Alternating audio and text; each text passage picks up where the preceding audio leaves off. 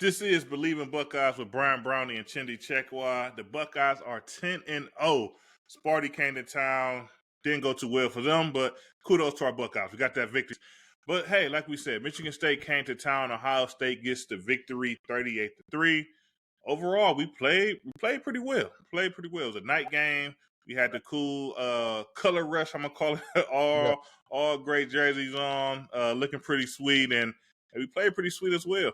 Yeah, it was a good showing. One of the main focus areas for Ohio State in all of these games is get a fast start. Offensively, let's get out there. Let's start fast. Let's get things rolling. He did exactly that. We're able to execute on some really good runs throughout the game. Kyle McCord looked special out there, to say the least. I mean, came out throwing the ball all over the place. Obviously, you have a special talent in Marvin Harrison, and he showed who he is. Probably the best player in college football.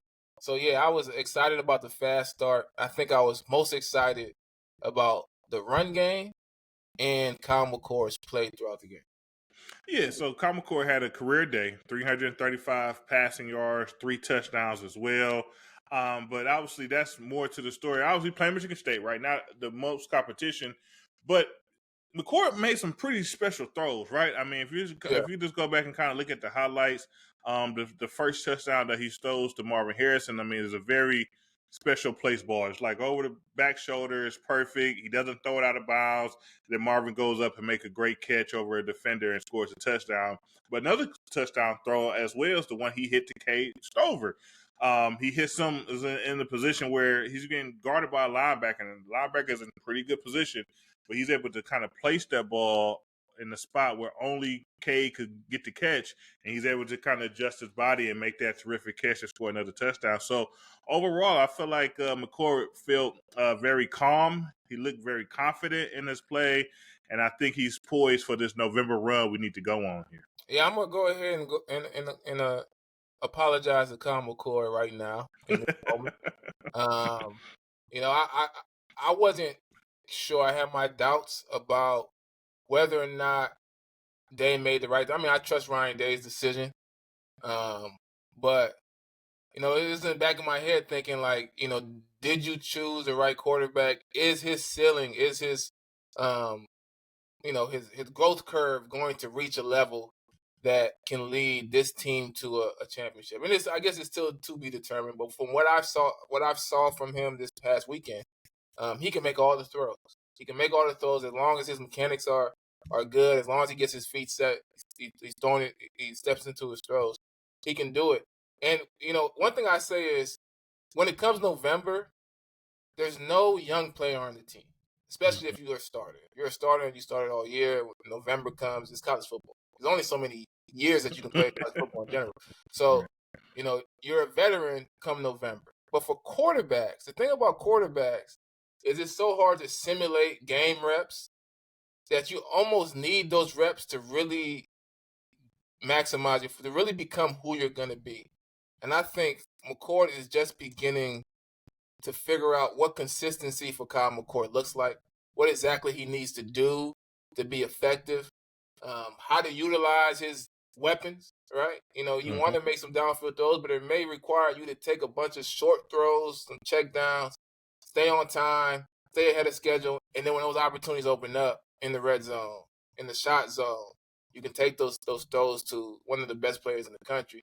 And he did that. And from what I saw against Michigan, I know it's Michigan State, but the way I see it is, if we are effective running the ball, no matter who it is, we're effective running the ball, McCord is things are going to open up, and McCord is going to be the quarterback that can go out there and deliver those plays. And I don't really see, in that scenario, I don't see anybody being a clear favorite over Ohio State. Yeah, and then also, like you said, we know what we could get out of the quarterback play. If McCord could be that guy that we saw on Saturday, we could obviously compete and beat anyone in the nation. But like you said, get the ball to our playmakers. Our biggest playmaker of the year, the biggest playmaker in college football, in my mind, is Marvin Harrison Jr. He goes out, he has another terrific day. He has his first rushing touchdown, right? Kicked the game off with a rushing touchdown on reverse type of action end around to him. He also has 2 catching touchdowns or 2 receiving touchdowns as well, 3 on the day, another 149 receiving. And he also did something that's pretty special, right? For Ohio State receiver, he's the first out of all the great Ohio State receivers over the years. I mean, you talk about from back in the day to recent day and everyone in between. He's the first Ohio State wide receiver to have 2,000-yard receiving seasons. And this kind of once again goes to our campaign that Marvin Harrison Jr.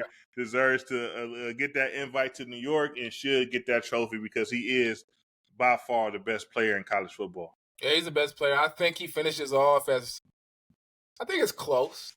You know, it's close, but I think he finishes off as the best receiver to come out of Ohio State. It's close, though. I don't want to just say that, like, he's the best receiver to ever play at Ohio State and just make it seem like it's so definitive that there wasn't a bunch of great players who come out. But I saw David Boston was in attendance to watch the game. With some of his records, he beat Chris Carter. Some of his records, he beat Chris Olave. Some of his records, he's gonna finish off and be able to beat. And I think just the completeness of Marvin Harrison as a receiver, I think he deserves that Heisman, being the best player. And it's like he has to be, to me, he just has to be rewarded for it because it's not just the talent. You know, you see a lot of guys come through who off the charts, athleticism, can make a lot of amazing catches. There's so much nuance to his game. There's so much detail and so much consistency that I really want him to be rewarded for it. And I think he will be. I think if McCord can finish strong and continue to play like he did, if the offense can finish strong, let me not just put on McCord. If the offense can continue to perform, it opens up things for him. And if he can have a big game against that team, that stealing team up north, if he can have a big game against them, I think he could solidify himself as that Heisman Trophy winner. Yeah, definitely. And also in this game, once again, now Michigan State did come out. They did have some moderate success to say at running the ball, was able to get a field goal off of it. But throughout the game, Ohio State was pretty dominant, right? In the second half, was able to sit several guys. I think Marvin basically, he got those stats basically in a half. Really didn't throw the ball a ton in the second half.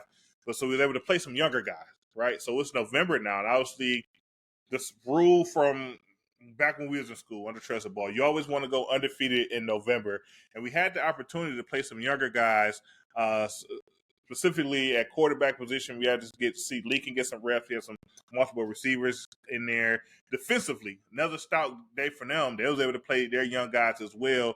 What do you think is the importance of having a chance to play some of your younger guys, due to the guys, like you say, with, I guess, the lack of experience of on-field play in November, so they can kind of get that feel?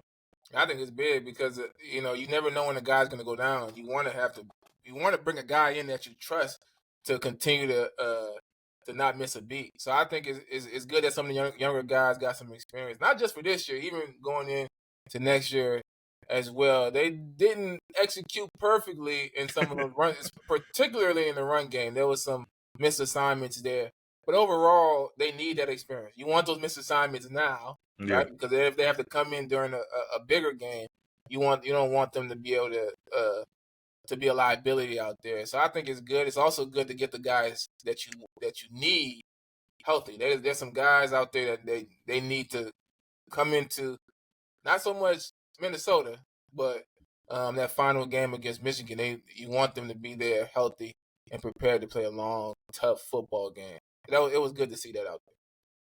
And we have a very special guest all the way from Minnesota. We have Toni Liebert with us today on the show. How you doing today, Toni?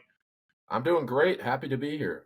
That's good. If you don't know Toni is the leader that runs Bleav in Minnesota football. So he's one of our Bleav brothers here on the network. He also is a contributor to the Gopher Hole, which has a huge following on Twitter and write articles for them as well. So he knows his Gopher football. So as you know, you guys are coming to town this weekend. What do you got? What should we expect? Yeah, I mean, I looked at the point spread, 4 touchdown favorite. That'd be the second time that the Gophers have been that big of an underdog under PJ Fleck. The other time would have been the first time we played Ohio State with Fleck in 2018. So Okay. definitely a low point of the season, coming off 2 straight losses, kind of a disappointing game to Purdue, but nation watches when Ohio State plays, so it's a big opportunity to get back on track. Yeah, so me and Brian remember PJ. PJ Fleck was a GA when we were freshmen at Ohio State. I guess he's a polarizing figure. He's a high energy guy. You mentioned coming off a tough loss. Is the team still is Gophers football still high on PJ Fleck in terms of, is his message still getting through to everybody?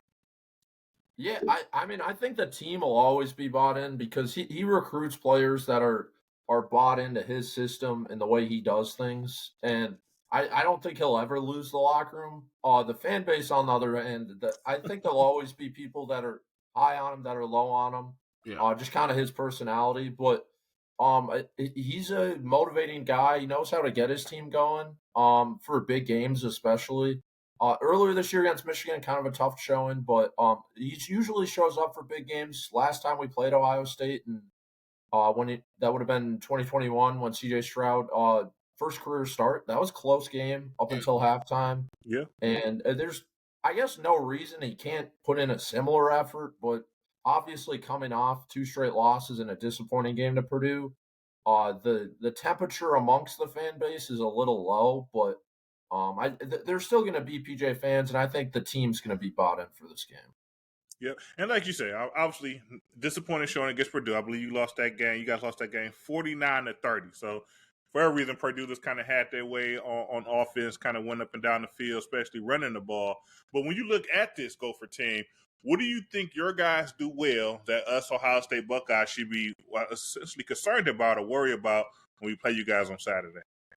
Yeah, I mean, Minnesota's been a running team under PJ Fleck with Muhammad Ibrahim in the past, and seemed like we were going to get another star running back with a true freshman Darius Taylor open the year. He didn't play week 1, but then he went 3 straight games of 100 yards, and then he's kind of been battling injuries since. And he hasn't played since the Iowa game, so he hasn't played in 3 weeks. He's been out, and there's a chance he plays this week. His injury's kind of been under the wraps, not 100% sure, but definitely a running team, and they still have a lot of talent in the backfield with Zach Evans and Jordan Newman. But I mean, coming off last week, it's a team that's built to run the ball and play tough defense. When you let up 49 points, it's hard to hang your hat on tough defense, but they've been dealing with injuries all year. Starting linebacker didn't play last week, which I think was a big reason for the success on the ground for Purdue. So if they can get Cody Lindenberg back, that'll help a lot. But it's tough to hang your hat on much when you let up 49 to a Purdue team that's 2-7. But there's still a lot of talent in the rush offense. And Daniel Jackson's been playing really well at wide receiver. He's certainly a guy to look out for, but definitely a running team that if they don't make mistakes, I think they still have the talent to at least remain competitive in most games. So in the season, Minnesota Gophers, they're currently 5-5. So we know to get bowl eligible, which at least you want to do. You want to get bowl eligible, to continue practicing for one, have some reasons to practice throughout the month of December and also play in the bowl game so your guys can kind of get that experience. So essentially they got to beat Ohio State at Ohio State or win the rivalry game against Wisconsin to get that done. And I'm just going to throw it at you. Obviously the rivalry game was you guys play for the Paul Bunyan, the Big Axe. What's your thoughts? What's your bet? What do you think? How do you think the Gophers are going to come up with this win? Is it beat Ohio State or is it save it all for Wisconsin in the last game of the season? I don't think they're beating Ohio State, but it's a tough position because we were talking before the show. They beat Iowa and they get to 5 wins 3 weeks ago now, and that was a big win for PJ Fleck. First time beating Iowa, first time beating Kirk Ferentz. And then they just needed to win one more to be bowl eligible. You get Illinois at home, or I'm forgetting about the Michigan State game. Excuse me. They beat Michigan State after Iowa, get to 5 wins, and then you just need one more to get bowl eligible. And you had Illinois at home and Purdue on the road, so it seemed like an achievable thing. And the Big Ten West was still a possibility to win at that point. So then you have 2 disappointing losses in a row, and then you get Ohio State, number 1 team in the country, big bad Buckeyes, and you gotta. It's not going to be easy this week, and then you got Wisconsin at home. Thankfully, that kind of be a toss up in that game. Wisconsin's struggling; they just lost to Northwestern, but best case scenario, I think, for the Gophers would be a surprisingly close game against Ohio State, where maybe the Buckeyes are overlooking them a little bit, looking forward to Michigan, and then they win next week against Wisconsin. But that's a lot of ifs and buts, I think, before we get to that point. But I think this team just needs to take it one game at a time, and Ohio State's in front of them right now. Gotcha. Well, Toni, we really appreciate you coming on. Once again, you always can catch Toni on Bleav in Minnesota football and also his articles and news clippings in the Gopher Hole. We appreciate you for jumping on and being on Bleav in Buckeyes with us. And obviously, we hope you guys play well on Saturday, but obviously, we don't want you to win the game. That's just how it is, but we appreciate it. I don't know if they play well, man. Appreciate it. It was good talking to you. Yeah, thanks for having me. And now that it's November, we got to talk about it. We got to bring it up. We got to do our segment here, man. We're going to call it TSTUN. We got to talk about the guys that wear the blue, man. So what's up with them? Yeah, that spine team up north. They probably listening in on this conversation. It right? definitely is, man. Taking notes for sure. So they had a big game. Their first game against a top-ranked team, Michigan versus Penn State. And I'm gonna be honest, they had a really good game. Really good game. Going into that game, J.J. McCarthy was getting a lot of the hype. You know, their passing game. They talked a lot about Michigan's passing game. I hadn't watched a lot of them. But it was very clear versus Penn State that they are a running team. And they ran the ball 30-plus straight times in the second half. They didn't throw the ball in the second half. That's crazy, right? Yeah, so it's pretty clear who they are. They're still the same team. Outside of the spine, right? I think they've closed the spine loophole that they found. But yeah, solid football team. The post game was interesting though. Was it interesting or was it just bad? I think it was bad, but yeah. So if you did, I mean, I've already seen it now, but there's a clip going around. It's the offensive coordinator. He was the acting head coach. I think it's like Shamar Moore or something like that. I mean, tears. Like, I mean, not just like I'm a little bit emotional. My eyes is kind of running. Like, I mean, just tears streaming down the face, screaming how he loves Harbaugh and basically the thing is that, and this is the craziest thing to me. It's like the Michigan guys are really taking a tone like someone has did them wrong. Like someone is doing us wrong. The Big Ten and is doing us wrong, and the NCAA investigating us is a situation where they actually fired a guy because he was running this ring of spying on teams. Like, that's crazy mindset to me. Yeah, it's wild. With the threats to leave the Big Ten. It's like when my older brother used to threaten to run away from home. You know what I'm saying? I knew he wasn't serious because I would say, "All right, when you leave, I'm taking all your toys." And you're like, "Shut up! No, that's my my toy." I'm like, "Well, if you're not gonna be here, what does it matter?" You know, it just doesn't seem real. But I think this is their way of rationalizing the situation, making it seem like what we did isn't that big of a deal, and now the entire world is against us. And it's also a way to galvanize the group that's there and make sure that they all come together to fight everyone else. So Michigan against everybody else. The reality is they brought all of this on themselves. However, it does play well for the football team to perform. Like, this type of mentality doesn't make sense. No. But it does play well to galvanize a group and to continue to lock in and try to finish off this season strong. Yeah, well, but it's just, to me, like I said, they played Penn State. They played well. I mean, they won 24-15. Penn State, This be frank. I mean, they just didn't do enough offensively. I feel like they didn't do enough offensively to kind of really keep that game competitive. Obviously, once kind of getting down, they was able to come up with a score, but it was kind of too little, too late type of situation. So yeah, good job. You finally played one ranked team. A team that was highly ranked. You win that game on the road. Good job for them. But it's just, to me, it's just the craziest mindset that we got caught cheating. And since we got caught cheating, you guys shouldn't really do anything about it, because, especially not to our head coach, because you can't prove that he knew what was going on. It's just, to me, it's a crazy mindset. It's a crazy thing to say.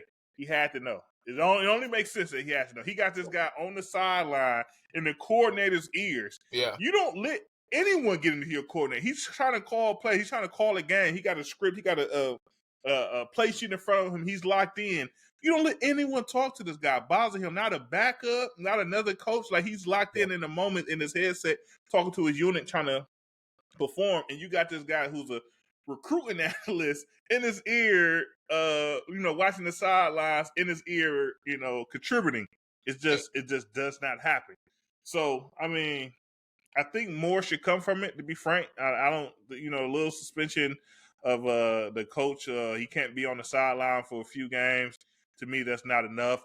I think the way the Big Ten did the suspension is they kind of opened the door, like, okay, if more stuff is proven, we're going to do more. And obviously, everybody's talking about the NCAA. Do they have the power to do anything? We'll have to see from there. But I'll be this frank. I just don't like it. Everyone's kind of comparing it. And the funny thing is, like, in the social media world, like, right, Michigan get caught cheating. Everyone is bringing up our senior year, our last year at Ohio State. We had the tattoo gate, and guys get suspended, and we end up moving on from Coach Tressel because of it. Yeah. And it's like, I don't understand how you compare these two things, because, for one, this is some off the field stuff. Right. None of this stuff, no matter how many, if anybody had tattoos from their face to their toes, or to cover their whole body, none of this stuff affected how we played in the games. Right. You guys got caught cheating, stealing plays to affect how the competition was played on the field. And to me, it's just it's a totally different thing, totally different ballpark. Yeah, it's a different ballpark. It's kind of crazy. And I don't dislike Harbaugh as a coach. He's a little weird and stuff, but I like him for players. Like, I like, his approach for players who play for him. And I also like him as, like, the villain, the compete against every year. But the spying thing, it took it too far. And at the end of the day, it's just one of these things where, like, I know what they're trying to do, but it's not going to work, at least when it comes to minimizing the sanctions against them. But they may be able to finish out the season, which these wins may end up being vacated later on. Anyway, and I mean, the suspension, the Harbaugh suspension, I mean, it's not really a suspension. Like, he could be around the program, he could prepare for the games, he just can't be there during the game. Maybe they lose some game management from their head coach, but really, he's not really suspended. And then the idea for any Michigan fan that may or may not be listening to this, the idea that Harbaugh didn't know about it, it's not realistic. And all the people who play football and play for Michigan and say that he may not have known, come on. There's no possible way that these signs are coming through and he didn't know. It just isn't possible. It just isn't possible. That's why he's not even addressing it. They're just saying, look, I want a chance to be able to be innocent until proven guilty, which means we did it, but we want to be able to defend ourselves at the end of the day. But they're not saying they didn't do it. They never I have not heard the lawyer or nobody saying we haven't done it. Which means they did it. So, I mean, they did it. I mean, they fired the guy. I mean, right? You talking about due process, and the guy got fired. We're like, what happened to his due process, right? Like, but I mean, that's But hey, we get a couple weeks and we see him. The last thing is, I'm going to say this, and I'm talking directly to all Michigan fans, all Michigan beat writers, podcasters, guys I might have played with, guys I played against. If they lose to Ohio State, and I want all the smoke if Ohio State loses, but if they lose to Ohio State, I am on everybody's head that came through Michigan. The athletic director, the president, everybody. I'm coming at y'all. If you got an ad on Twitter and I see it, and you got one of those little McDonald's looking M's in your profile pic, I'm coming at you. I'm talking crazy to you because after all of this, you guys deserve all the smoke in the world, and you're gonna get it from me. That's right. And like we like to end all our shows. OH. IO.